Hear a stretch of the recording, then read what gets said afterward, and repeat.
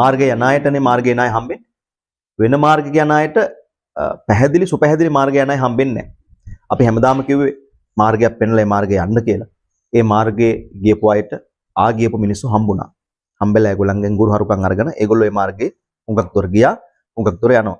ඉතින් එවැනි පිරිස් මේ සමාජයේ ඉන්නවනම් මේගොල්ලෝ ළඟට ගිහිල්ලා කතා කරලා ඒගොල්ලෝ ගාව මොනවද තියෙන්නේ බුදුහාමුදුරු දේශනා කරපු ධර්මයේ බිඳක්කෝ ඒගොල්ලෝ ළඟ තියෙනවා නම් අපි ඒක අරන් දෙන එක තමයි යුතුයකම් වෙන්නේ. ඒ නිසා අපි ආවා විශේෂ වූ තැනකට. මෑණිමට අවසරයි ඔබතුමිය කවුද කියලා ඉස්සෙල්ලා කියමු. මම මානෙල්. ඉතින් ඉන්නේ පිළියන්දල. හරි. එතකොට මම මානෙල් මෑණියෝ කිව්වොත් හරිද? කමන්නේ. ඔබතුමිය මොනවද සමාජයට දෙන්නේ? දෙන්නේ ඉතින් මේ සමාජයට දෙන්න කියලා මට හිතෙන්නේ මම ඇත්තටම මට දෙන්න පුළුවන් කමක් නැහැ. මන් දෙයක් මං ගත්තා, මම දැනගත්තා, අවබෝධ කළා බුදුහාමුදුරුවෝ මේ දේශනා කරපු ධර්මයේ ඉපදීම නැති කරන ක්‍රමය. ඉතින් මම ඒක දෙන්න කැමති අනිත් අයටත් මම ඒක අත්විඳා. මම ඒක දැක්කා. ඒ නිසා මම ඒක මට දෙන්න ඕනේ අනිත් අයට.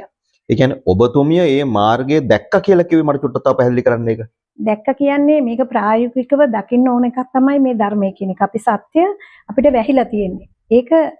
ඒක සත්‍ය වැහිලා තියෙන සත්‍ය දකින්න නම් අපිට ඒකේ අපිට හොඳ කල්යාණ මිත්‍රයෙක් ඉස්සෙල්ලා මුණ ගැහෙන්න ඕනේ. එතකොට ඒ කල්යාණ මිත්‍රයා මේ අපිට මේ සසර යන වැඩපිළිවෙල කියනවා නම් එයා කල්යාණ මිත්‍රයෙක් වෙන්නේ නැහැ. අපිට බුදුරජාණන් වහන්සේ බුදු කෙනෙක් පහළ වෙන්නේ අපිට යමක් අපි පෙර නොඇසූ ධර්මයක් කියන්න. එතකොට මේ පෙර නොඇසූ ධර්මයේ ඇහුණා කියන්නේ අපිට තේරෙනවා මේ අපි ගිය මඟ වැරදි කියලා. අපි ඉන්නේ අනාථ වෙලා කියලා. එතකොට ඊට පස්සේ අනාථකමින් මිදෙන්න නම් මේ සසරේ මේ තියෙන දුකෙන් මිදෙන්න නම් බුදුරජාණන් වහන්සේ අපිට පෙන්වලා තියෙන මාර්ගයක්. ඒක ආර්ය අෂ්ටාංගික මාර්ගය කියලා කියනවා. ඉතින් ඒක ඇත්තටම ඉස්සෙල්ලම සම්මාදිට්ඨිය නෙන්නේ. පළවෙනි මාර්ගය. සම්මාදිට්ඨිය කියන්නේ මිත්‍යා දෘෂ්ටිය නැති වෙන එකනේ. එතකොට අපි කර කරගෙන ආපු දේවල් තියෙනවා අපි ඉපදිච්ච දා ඉඳලා අපි අහගත්තුවා. අපි ඒව එක එක විදියට සිල් ගත්තා, දන් දුන්නා, පින්පව් ඒවා ආදී අපි අහලා තිනවා. අපි ගුණ ධර්ම ඒ ටික නම් හැත්තටම වැඩෙන්න ඕනේ. ඒකට මම ගරහනවත් ඒක හොඳ නැහැ කියනවත් නෙවෙයි. ඒක එහෙම වෙනකොට තමයි ඒ මාර්ගයේ ඒ ටික අපිට හම්බ වෙලා එනකොට තමයි අපිට යම් කිසි සාමාන්‍යයෙන් අපේ අතීත සංසාරේ අපි ආපු මගදී අපිට ආපු කුසලයක් මතුවෙන්නේ ඒව තුලින් තමයි. ඊට පස්සේ තමයි අපිට හරි ධර්මයක් ඇහෙන්නේ. ඒක කුසලයක් තියෙන්න ඕනේ. පාරමිතාව සම්පූර්ණ වෙන්න ඕනේ. ඒකට ගුණ ධර්ම වැඩිලා තියෙන්න ඕනේ. ඒකට සුදුසුකම් ලැබලා තියෙන්න ඕනේ. එතකොට ඒක ඇහෙන්නේ එහෙම අවස්ථාවක තමයි. නැතු හැමෝටම ඇහෙන්නේ මේ පෙරණැසු ධර්මය. හරිම සාධාරණ විග්‍රහයක්. ඔබතුමියට අනේක වාරයක් ස්තුතියි. දැන් මිනිස්සු හැදෙන්න දේශනා තියෙන්න ඕනේ. සමාජය හැදෙන දේශනා ඇහුනොත් තමයි මිනිස්සු හැදෙන්න පටන් ගන්න. මිනිස්සු හැදෙන්න පටන් ගන්නකොට මිනිස්සුන්ගේ සිතුවිලි සමුදාය සිතුවිලි පරම්පරාව වෙන පැත්තකට ගමන් කරනවා. අන්න එතකොට ඒ කෙනාගේ සිතින් නිකුත් වන කිරණ වල බලවත් වීම නිසා අර ඔබතුමිය කියන ආකාරයට අර කාන්තාවකගේ හෝ පුරුෂයාගේ පෙරපින් මතුවෙලා පෙර නොවු දහමක් ඇහෙන්න පටන් ගන්නවා. ඒ කියන්නේ බුදුහාමුදුරු දේශනා කරන්නේ අර පුබ්බේ අනනුසුතේසු ධම්මේසු. පෙර නොවූ විරු දහමක් කියන්නේ කලින් නොඇසු එකක් අපිට අහන්න ලැබෙනවා. එතකොට අපි ධර්ම මාර්ගේ යනවා. හරිම සාධාරණ විග්‍රහයක් ඔබතුමිය දුන්නේ. දැන් මානෙල් මෑණියෝ බුදුහාමුදුරු දේශනා කරා කියන දේ ඔබතුමිය දැක්කේ ඔබතුමිය අල්ලගත්තේ කොතනින්ද? කියන්නේ ඉතින් මම ඇත්තටම මේ සසරේ මිනිස්සු විඳින දුක මම අනන්ත දැකලා තියෙනවා. මහත් ඒ විදිහ දුක විඳලා තියෙනවා. එහෙම ඉන්නකොට මට හිතුණා මේක මේ මොකද්ද මේ ජීවිතය කියලා මට එක ඕන කෙනෙකුට එක මොහොතක ඔය මේ ප්‍රශ්න එනවා. මොකද්ද මේ ජීවිතේ? ඇයි මේ ඉපදෙන්නේ මැරෙන්නේ?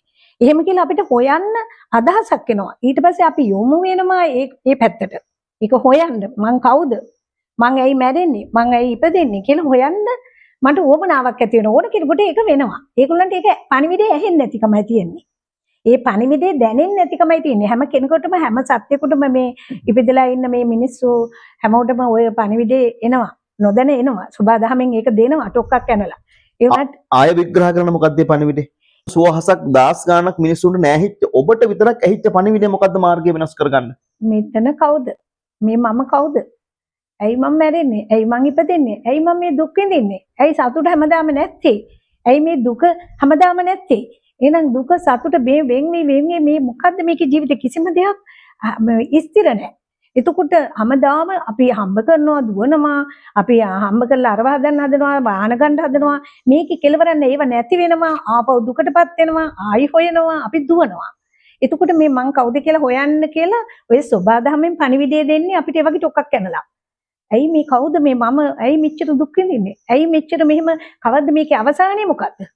මේකේ අවසානය බලන්න පුතා. මොකද්ද තියෙන අවසානයේ අපි මේ සේරම දාලා යන්න වෙනවා. මේ තරම් දුක් විඳලා මේව කරගෙන මේවට දඟලලා අන්තිමට ඇඳකට වැටිලා මැරිලා යන්න වෙනවා. ඒතකොට කවුද මෙයා? කවුද මෙයා කියලා හොයන්න ඉපේ. මෙහෙම වෙන්න හේතුව තමයි අපි අවිද්‍යාව. අපි හිතනවා මෙතන සතේ පුජ්‍යලෙක් කියනවා මම තමයි මේ සේරම කරන්න කියලා. එතකොට මම සේරම කරනවා නම් මට ඕන දේවල් ලබා ගන්න පුළුවන් නේ. ඇයි ඒව නැති වෙන්නේ? ඇයි ඒව පවතින්නේ? දැන් සතුට තියෙනවා සතුට දිගටම නෑනේ. මම ඉන්නවනේ මට පුළුවන් නේ සතුට දිගටම තියාගන්න. එහෙනම් මට ඕන දේවල් ගන්න පුළුවන්. මට ඕන දේවල් කරගන්න පුළුවන් නේ. මගේ වයසට යන රූපේ මට තවත් ගන්න පුළුවන් නේ. එහෙමනම් මෙතන කවුද මේ කරන්නේ? මේ විපර්යාසය මේ හැම මොහොතකම වෙනස් වෙන දේවල් මේ සිද්ධ කරන්නේ කවුද? මම නැති බව එතකොට තේරෙන්නේ නැද්ද? මම කරනවා නම් මට ඕන විදිහට ජීවත් වෙන්න පුළුවන් නේ. මට සතුට ලබා ගන්න පුළුවන් නේ. ඉතින් ඇයි නැත්තේ? නැත්තේ අවිද්‍යාව නිසා. අවිද්‍යාව කියන්නේ මොකක්ද? මේ මොහොත තුල හට ගැනීම නිරෝධය අපි දන්නේ නැහැ. මේ මොහොතේ ඇතිවීම නැතිවීම අපි දන්නේ නැහැ. අපි ඒක අයිති කරන් ඉන්නවා. ඊයේත් තිබුණ හිටියා මම අදත් ඉන්නවා හෙටත් ඉන්නවා කියන අදහසින් මම හෙට ඔස්සේ ඊයට සාපේක්ෂව අද ගන්නවා. අදට සාපේක්ෂව හෙට ගන්නවා. අපි ඒක කාලයක් හදාගෙන දුවනවා. මේව ලබා ගන්න දුවනවා. එතකොට බලන්න දැන් අද වෙනකොට පුතේ මේ මොහොතේ වුණත් දැන් අපි දෙන්න එකතු වෙලා මෙතන කතා කරන්න පටන් ගත්ත වෙලේ ඉඳලා මේ පිට වෙච්ච શબ્ද එකක්වත් ඉතුරුද? එකක්වත් ඉතුරුද? එක වචනයක්, එක શબ્දයක්. ඒක කොහේ ගියාද දන්නවද? ඒක කොහේ ගියාද? ඒවා ඉතුරු වුණාද? නෑ. එහෙනම් අනාගතයක් ගැන කවර කතාවද? තව කතා කරත් මේ මොහොතේ ඒක නෙවෙන්නේ. එහෙනම් පැවතීමක් තියනවද? එහෙනම් මේ මොහොත නේද අපිට තියෙන සතුටින්ම ඉන්න පුළුවන් මොහොත. අපි මොකටද අර අතීතය නැති වෙච්ච අතීතයක් අරගෙන අපි නැති අනාගතයක් හදාගෙන අපි මේ දුක් විඳිනව නෙමෙයි. හැබැයි මේ මොහොත විඳින්න බැරිද පුතේ? හොඳට විඳින්න පුළුවන් නේ. සතුට නම් සතුට ස්වභාවය. බුදුහාමුදුරුවෝ පෙන්නුවේ මේ මොහොත ගැන. මේ මොහොත ගැන. සමස්ත ධර්මය ඇතුලේ තියෙන්නම මේ මොහොතද? මේ මොහොත. කාලයක් නෑ. අකාලිකයිනේ. අකාලිකයි. අකාලිකයි. ඇයි පවතින්නේ නෑනේ. කාලයකට දෙන්න බෑනේ. අතීතෙකුත් නෑ අනාගතෙකුත් නෑනේ පුතා. නෑ ඒ මොහොතේ. ඔව්. අතීතයක් තියනවාද කියන්නේ කොහොමද? නෑ. ධර්මයේ අතීතයක් නෑ. නෑ. එහෙනම් උපත්යක් තියනවාද? එහෙනම් මරණයක් තියනවාද? ධර්මයකද? ධර්මයෙන් දැන් ඇත්ත කතාව සත්‍ය කියන්නේ මම මේ ලෝකේ ස්වභාවය. මරණයක් තියනවද උපතක් තියනවද? පුතා හිතන්නේ උපතක් තියනවා මරණයක් තියනවා කියලාද? එහෙනම් අතීතෙකුත් තියනවා අනාගතෙකුත් තියනවා නේද? පුතාට අතීතයක් නැද්ද? ඔව් උපතක් තිබුණානේ. උපත සිද්ධියක් විතරනේ හිතන. ඒක දැන් තියනවද? ඒක එතන ඉවර වුණානේ දැන්. ඔව් දැන් නෑ. ඒ මොහොතේ ඉවර වුණානේ. ඉස්කෝලේ ගිය එක ඉවර වුණානේ පුතා. ඊට පස්සේ පුතා ඕ ලෙවල් ඒ ලෙවල් ඕවා කරලා කාවරි ආවලා කසාද මන් දැන් ඒව තියනවද එකක්වත්? ඔව් ඉවරයි. පෙන්වන්න පුළුවන්. ඒ මොහොත. ඒ මොහොත හිතේ තියෙනවා. හිතේ තිබුණාට හිතක් කියන්නේ මේ වෙලාවේ ඇවිල්ලා නැති වෙන එකන්නේ. පුතාට මතක් වෙනවා මම ඉස්කෝලේ ගියානේ ඉස්සර. ඒ වෙලාවේ මොකද උනේ හිතට?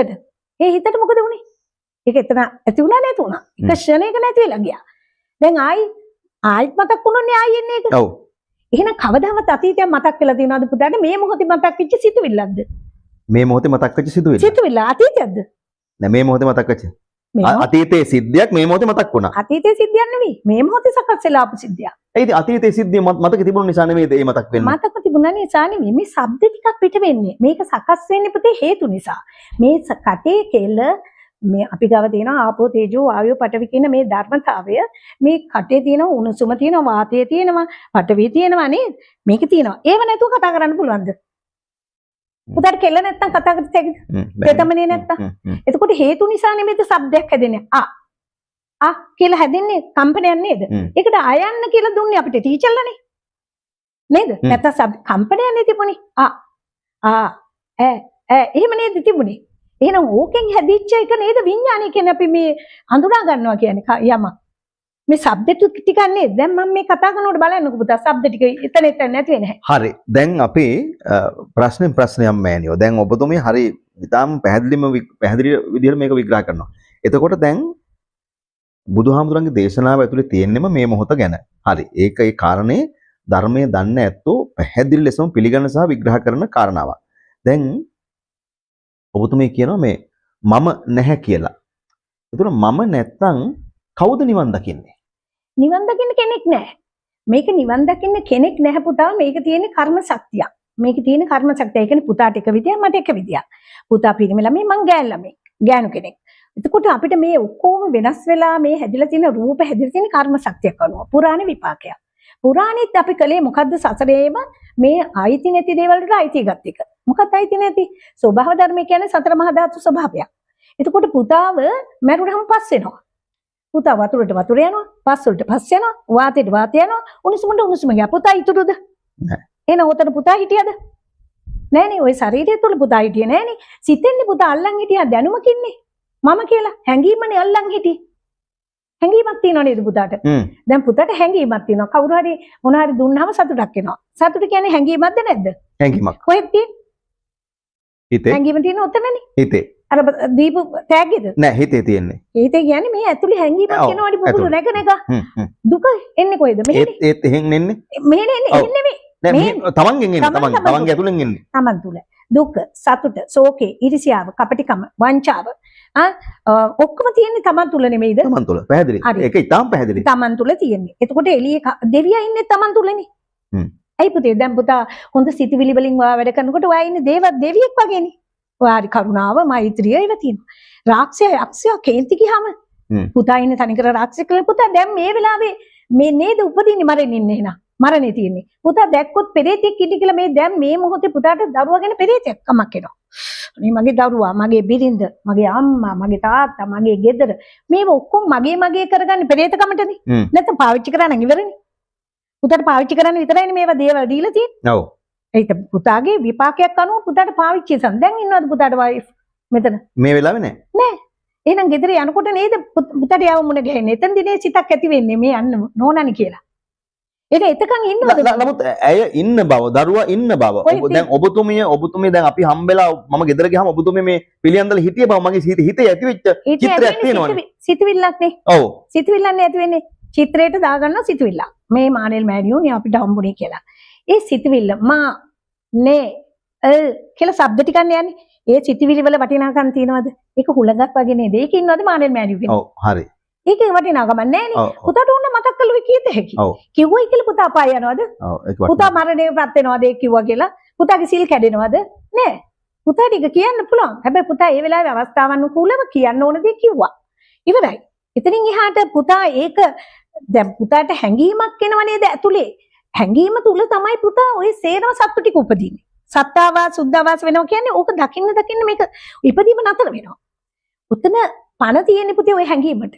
මට දැන් මගේ ප්‍රශ්නෙට උත්තරේ නැතුව පැනලා යන්නේ. දැන් මට මෑනියු මට කියන්න ඕන දැන් නිවන් දකින්නවා. අපි කියන්නේ නිවන් දකින්නවා. නිවන් දැකපන්. මරණ දැනීමේ ගහනේ නිවන් දැකපන්. නිවන්මනේ දකින්න කියන්නේ. එතකොට මම නැත්තම් කවුද නිවන් දකින්නේ? මම නැහැ ඇති වුණාට අපි හැඟීමක් තියෙනනේ මම කියලා. මේක තියෙන සතර මහා ධාතුවෙන් හැදිච්ච එකක්. මේකට නාමයක් ගැට ගහලා තියෙනවා මානෙල් කියලා. මං ඉපදෙනකොට නමක් තිබුණේ නැහැ නේ. එතකොට ඒ ළමයා දැනගෙන හිටියද මම ඉන්නවා කියලා මෙතන? නැහැ. එහෙනම් නම දැම්මට පස්සේ නම ගැට ගහලා නේද නාම රූප දෙක එකතු කරලා නේද මානෙල් කියන්නේ? හරියටම හරි. හරි. එතකොට ওই මානෙල් නම නැති තාක්කල් අර ළමයා දන්නවද? ඒ ළමයා දන්නේ නැති කාකල් මම ඉපදිලා ඉන්නකොට මන් දන්නවද මම මානෙල් කියලා? මානෙල් කියන සිතවිල්ලට අහුුනේ කොයි කාලෙද? දැනගත්ත දවසේ ඉඳලානේ. එදානේ මම උනේ මේක. කෙනෙක් නෑනේ මෙතන. මෙතන යා දඟලනවා, යාට මූත්‍රා යනවා, යාට සුචි යනවා, යා අඬනවා, පෙරලෙනවා, යා තනියෙන් ඒව ටික ඉබේ සිද්ධ වෙච්ච ක්‍රියාවලියක් නෙවෙයිද තිබුණේ. එතකොට ඕක මම කියලා ගත්තේ. ඉතින් අම්මලා කියනවා ඉතින් පොඩි කාලේ ඔයා මෙහෙමයි අරමයි කියනකොට මම අහගත්තු ටික අරගෙන මම මාව හදාගෙන නැද්ද? එහෙනම් මං හැදිලා තියෙන්නේ මගේ සිතිවිලි වලින් නෙමෙයිද? සිතිවිලි වලින්. මම මානෙල් මම ඉන්නේ අහවතනේ. එතකොට ඔය මානෙල්ට නේද ආගම තියෙන්නේ? මානෙල්ට නේද ජාතිය තියෙන්නේ? මානෙල්ටනේ අම්මා තාත්තා ඉන්නේ. ශරීරයට තියනවද? ශරීරයට තියනවද අම්මා තාත්තා කෙනෙක් ඉන්නවද? නමුත් මානෙල් කියන කෙනාගේ ශරීරය නෙමෙයිද? මානෙල් කියන ශරීරය අයිති නෑනේ පුතා. දැන් ඉපදෙනකොට තිබුණ නෑනේ මානෙල් එක. දැන් මානෙල් ගැන නෙමෙයි කියන්නේ. ඔව් ඉපදුනාට පස්සේනේ මානෙල් ආවේ. ඔව් ඉපදුනාට පස්සෙත් නෙමෙයිනේ පුතේ. ළමයා දන්නෙත් නෑනේ මානෙල් කියලා නම දැම්මට කොලේට. මානෙල් කියලා. එතකොට යා කාලයක් ගිහිල්ලානේ දැනගන්නේ මානෙල් කියලා. එතකොට ඒ දැනගත්ත දවසේ එයා දැනගන්න අම්මා මම මොන ආගමෙන්ද? ඔයා දැන් මේ පන්සල් යන්නේ. අර මේන් කියලා උගන්වනවනේ. එතකොටනේ જાතියක් ආගමක් හම්බෙන්නේ. જાතියක් හම්බෙන්නේ. කුලයක් හම්බ වෙන්නේ. ඔක්කොම කියලා දුන්නාම නේද? නැත්තම් ශරීරය දන්නවද පුතේ? ඔය එකක්වත් එන හිතෙන්නේ දැල්ලන් ඉන්නේ මං අහවල් කෙනා කියලා. දැන් කෙනා හැදුනේ කොහොමද? නැති කෙනෙක් හැදුනද නැද්ද? හැදුනා හිත හරහා. නිත නැති කෙනෙක් සිතිවිලි ඒකයි බුදුහාමුදුරුවෝ සිතිවිලි මුලාවෙන් මිදියා. ඔක මුලාවක්. ඔක මෝහයක්. උඹට නැති දෙයක් ඇති කරලා පෙන්නනවා. එහෙම නේද පුතේ? නැති දෙයක් ඇති කරලා පෙන්නලා. දැන් ඒකෙන් ගැලවෙන්න බැරි එකනේ මේ තියෙන ප්‍රශ්නේ. ප්‍රශ්නේ හැමෝටම. හරි. දැන් පුතාට මේකෙන් ගැලවෙන්න ක්‍රමයක් කියලා තියෙනවා බුදුහාමුදුරුවෝ. මොකද්ද කිව්වේ? සත්‍ය අහන්න. හරි හොඳ කල්යාණ මිත්‍රේ හම්බෙටකන් යන්න. හොයාගන්න.